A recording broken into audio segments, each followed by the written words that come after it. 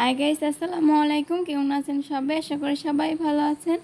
আমিও ভালো আছি। আজকে আপনাদের সাথে শেয়ার করব তাল দিয়ে ডেজার্ট, তাও আবার আগার আগার পাউডার ছাড়া। এই তো তার জন্য তাল নিয়ে এসেছি। এই মৌসুমে কিন্তু সব জায়গায় তাল পাওয়া যায়। এই তো তালগুলো হচ্ছে এখন কচলিয়ে নিব, পরে খোসাটা ছাড়িয়ে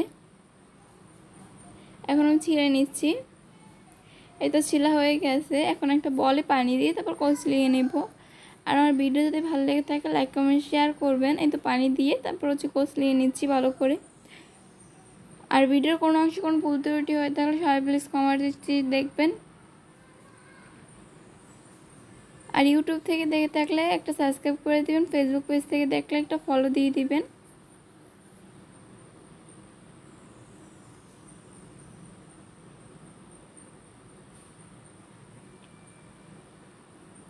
তারপর এই তো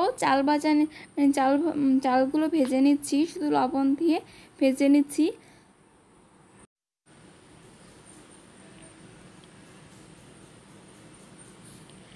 তারপর এই তো নারকেল তালগুলো কষানো হয়ে গেছে। এই যে উপরে যে ফেনাটা আছে এটা উঠিয়ে নিব। এটা খেয়ে খাইলে নাকি পেট ব্যথা করে।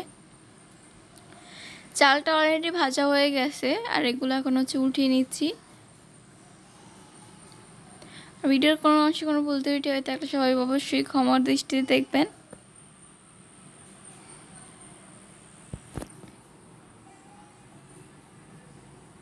একটু একটু করে সবগুলি হচ্ছে উঠিয়ে নিচ্ছি। তারপরে এই তো চাল ভাজা হচ্ছে একটা মিক্সিতে দিয়ে দিচ্ছি। তারপর হচ্ছে মিক্সিতে আমি ব্লেন্ডার করে নিব। এদিকে আমি তালটা হচ্ছে সেঁকে নিচ্ছি একটা সেঁকুনি দিয়ে। তারপর এই তো গুঁড়ো করে নিয়েছি। আপনারা চাইলে হচ্ছে শিলপাটার বেটেও গুঁড়ো করে নিতে পারেন। তারপরে এই তো আমি সবগুলো হচ্ছে দিয়ে দিলাম। তারপর উপর দিয়ে নারকেল দিয়ে দিব।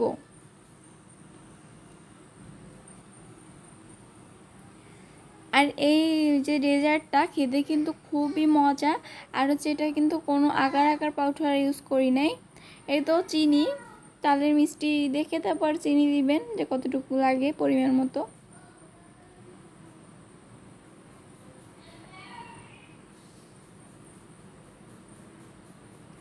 এই তো তারপর গুলিয়ে নিচ্ছি ভালো করে।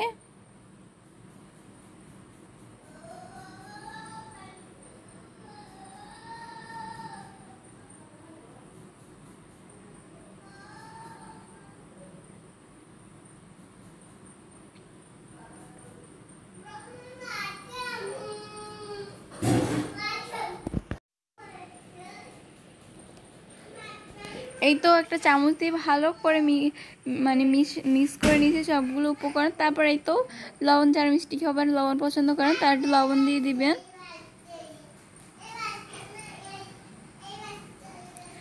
আর যেহেতু আগার আগার পাউডার আমি ইউজ করতেছি না, সেহেতু আমার একটু চুন দিয়ে দিব। যে পান দিয়ে যে চুন খায় সেই চুনটা গুলিয়ে তারপর দিব। বেশি পরিমাণ দেওয়া যাবে না, তাহলে একটু গলা চুলকাবে। তো আমি পানি দিয়ে ভালো করে গুলিয়ে তারপর হচ্ছে দিয়ে দিয়েছি। এইটা দেওয়ার কারণ হচ্ছে খুব ভালো করে ডেজার্টটা সেট হয়ে যাবে।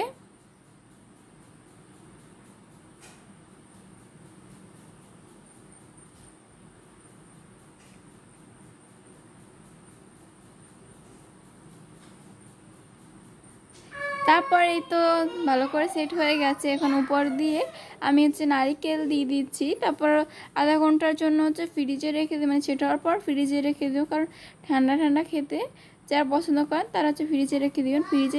ফ্রিজ থেকে বের করে উপরে একটু চিনির গুঁড়ো দিয়ে দিয়েছিলাম। তারপরে এই তো কেটে নিচ্ছি। দেখুন কত ভালো করে সেট হয়ে গেছে।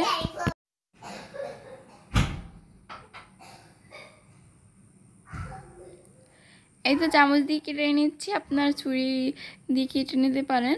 আর একটু আধা ঘন্টা রাখলে একটু ভালো হতো, কিন্তু তারপরও ভালোই হয়েছে।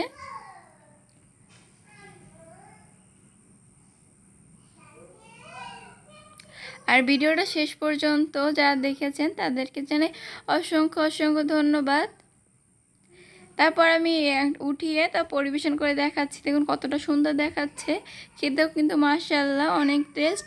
আজকের রেসিপি এই পর্যন্তই।